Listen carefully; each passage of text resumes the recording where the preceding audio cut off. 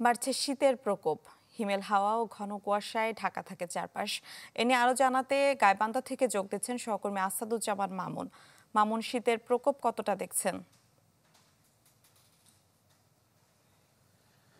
মিলা, গাইবান্ধায় শীত কিন্তু যতদিন বাড়ছে ততই তীব্রতা বাড়ছে। সকাল থেকে সকাল 10টা পর্যন্ত কিন্তু আপনার কুয়াশাচ্ছন্ন থাকছে।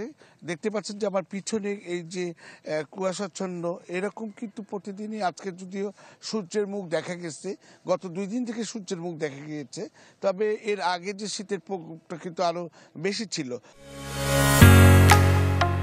ঢালাইয়ের সেরা প্রিমিয়ার সিমেন্ট। তবে এই গাইবান্ধা শহর বাদে চর অঞ্চল যে রয়েছে, গাইবান্ধা শহরের ঘিরে যে ব্রহ্মপুত্র, যমুনা, তিস্তা, ঘাঘট নদী যে আছে, সেই নদী তীরবর্তী চর অঞ্চল রয়েছে, সেখানে কিন্তু শীতের তীব্রতা আরও বেশি।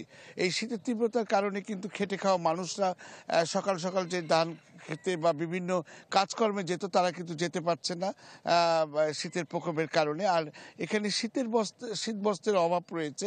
এখন পর্যন্ত জেলা প্রশাসনের উদ্যোগে তেমন কোনো আপনার হচ্ছে শীতবস্ত্র বিতরণের খবর আমরা পাইনি।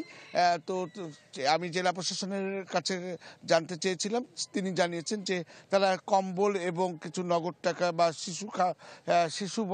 শিশুদের জন্য যে শীতবস্ত্র রয়েছে সেগুলোর জন্য তারা চাহিদা চেয়ে মন্ত্রণালয়ে পাঠিয়েছে। এছাড়া যে শীতের যে তীব্রতা, ঘন কুয়াশাটা থাকার কারণে কিন্তু এই শহর অঞ্চলের চাইতে গ্রাম অঞ্চলে বেশি শীত অনুভূত হচ্ছে। তো এই ছিল গাইবান্ধার শীতের সর্বশেষ খবর। জি মামুন, ধন্যবাদ আপনাকে।